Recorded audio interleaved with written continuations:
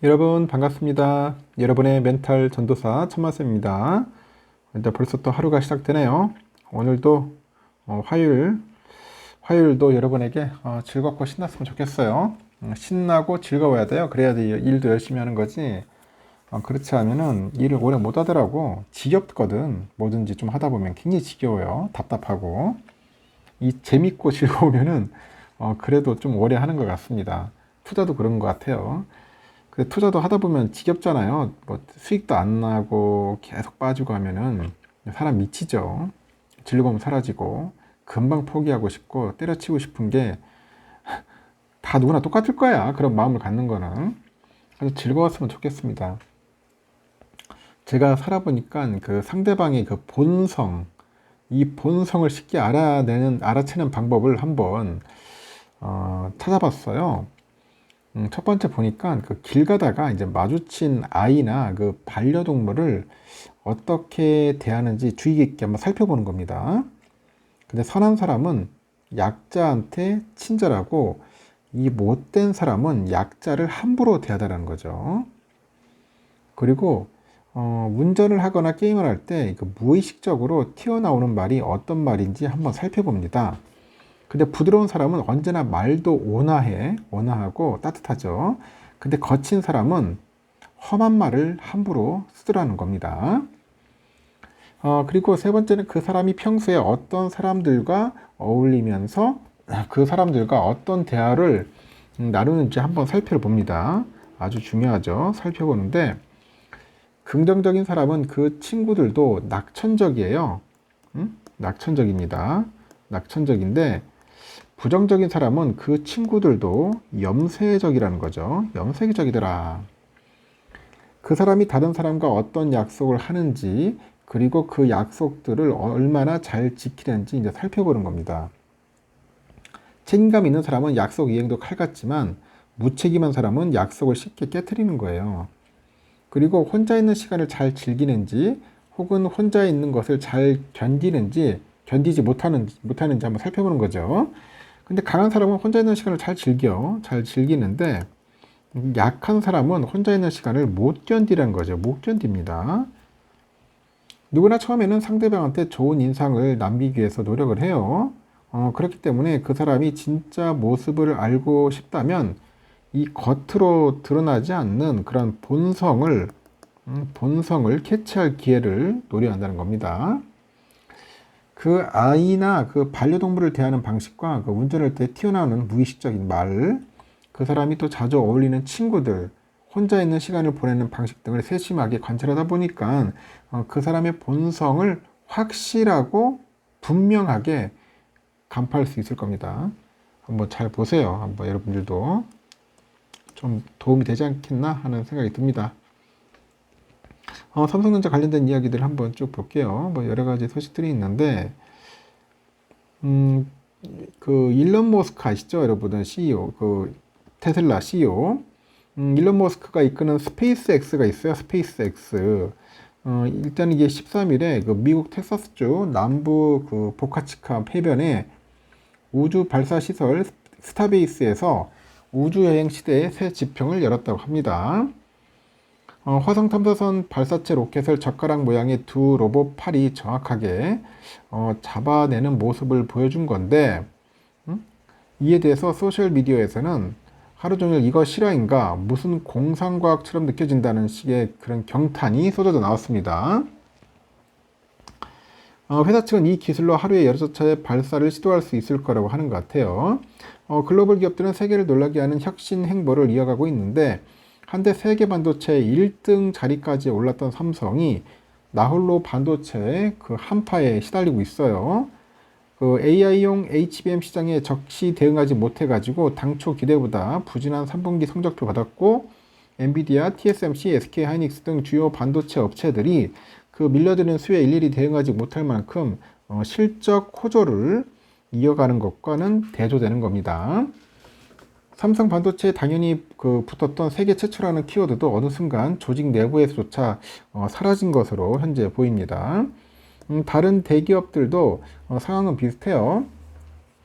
혁신보다는 보수적인 투자로 리스크를 최소화하는 데 급급하고 있고, 이와는 반대로 글로벌 기업들은 세계를 놀라게 하는 그런 혁신 행보를 현재 이어가고 있죠. 제기에서는 관리와 시스템 중심의 대기업의 조직 문화가 혁신을 가로막는 장애물이라고 지적을 합니다. 삼성전자 반도체 임원을 거쳐서 계열사 대표까지 역임했다는 모 씨가 최근에 삼성의 상황에 대해서 세계 시장을 쥐락펴락하는 빅테크들도 영혼까지 끌어모아가지고 AI 투자하는 마당에 삼성은 그 최고 재무 책임자들이 돈줄을 잡고 투자보다는 지키기에 신경을 쓰고 있다고 합니다. 이게 문제야, 참. 기술자들이 아니고 재무 책임자들이 이지를 하고 있으니 이게 뭐가 되겠습니까? 삼성이 지금. 기업들이 재무 관리에만 집중하는 것은 그만큼 외부의 압박 요인이 크다는 의미인데, 좋게 말하면 재무 리스크 관리지만 다르게 해석하면은 이 적극적인 투자가 제때 이루어지지 않아 가지고 AI발 전이 전쟁에서 뒤처질 수 있다는 거예요. 삼성의 경우 138조 원의 유보금을 쌓아두고 있는데, 하여튼 2016년 하만 인수 이후 이렇다 할 뭐 대규모 M&A 결과물이 나오지 않아요. MS, 구글, 아마존 같은 빅테크가 하루가 멀다 하고 M&A 소식을 내놓는 것과는 대조되는 거죠. 이처럼 삼성이 이제 적극적인 투자에 움츠려든 배경으로는 1등 문화의 압박감과 함께 이재용 회장에 대한 사법 리스크도 혁신을 가로막는 요인 중 하나라고 꼽힌다고 합니다. 이 회장은 22년 8월 광복절 특별 사면으로 복권되면서 등기 임원에 들어갈 수 있는 상태고, 그러나 정치권과 시민단체 반발로 아직까지 이사회에 들어가지 못하고 있어요. 이 같은 상황은 삼성의 신속한 경영 판단과 공격적인 투자에 가장 큰 걸림돌로 작용하죠. 다른 대기업들의 상황도 뭐 크게 다르지 않다고 합니다. 다수의 그 대기업들은 혁신보다 사법 리스크나 규제 폭탄을 막기 위해서 이사진의 사업 전문가보다는 전직 관료 출신이나 이 법조계 출신들을 더 선호하는 것 같아요. 기업 분석 연구소에서 보니까 지난 3월 매출 상위 이 30대 그룹의 237개 계열사 중 신규 사회이사를 추천한 71개사의 주주총회 소집 결의서를 분석해 보니까 신규 추천 사회이사 103명 가운데 39.8%가 전직 관료 출신으로 나타났답니다. 앞서서 언급한 삼성 출신 A씨는 반도체 위기를 극복하기 위해서 절체절명의 쇄신 작업이 필요하다고 조언을 하는 거죠. 그는 치열함과 절박함이 없는 게 가장 큰 리스크라고 합니다. 1등을 쫓아가는 게 아니라 1등을 유지하려면 다른 접근과 문화를 도입해야 하는데 여기에 실패한 게 크다. 사업 조직의 책임자가 소신껏 뜻을 밀어붙이도록 밀어주고 실패를 용인하지 못한 것이 삼성이 지금의 그 위기를 겪는 이유가 아니냐, 뭐 그렇게 이야기를 하는 것 같아요. 제가 봐도 좀 뼈 때리는 말인 것 같습니다. 그리고 또 삼성이 이달 25일에 갤럭시 폴더블 폰 중 가장 얇은 Z 폴드 스페셜 에디션을 발매를 하는데, 이 Z 폴드 6 출시 이후에 3개월 만이네요. 출고가가 300만 원에 이를 것이다. 이거 누가 살라나 모르겠다. 외신과 업계 등을 종합하니까 Z 폴드 SE 두께는 접었을 때 10.6mm, 펼치면 4.9mm 예상됩니다. 폴드 6랑 비교하면 각각 1.5mm, 0.7mm 얇은 수치인데, 또 내부 디스플레이 예상 크기는 8인치, 외부 디스플레이는 6.5인치로 폴드 6보다 넓어졌어요. 이렇게 삼성전자가 그 슬림 버전으로 폴더블 폰을 내놓은 것은 이번이 처음인데, 최근에 중국 제조사가 두께가 10mm죠. 10mm 미만의 폴더블 폰을 발매하는 등 삼성전자를 따라잡고 있어요. 샤오미 믹스 폴드 폰항, 아노매직 V3 등이 대표적입니다. 최근에 화웨이 메이트 XT가 화면 파손 논란을 겪은 만큼 업계는 내구성과 AI 기능에서 차별화를 둬야 한다고 하죠. 중국 제조사보다 가격 경쟁력은 떨어지기 때문입니다.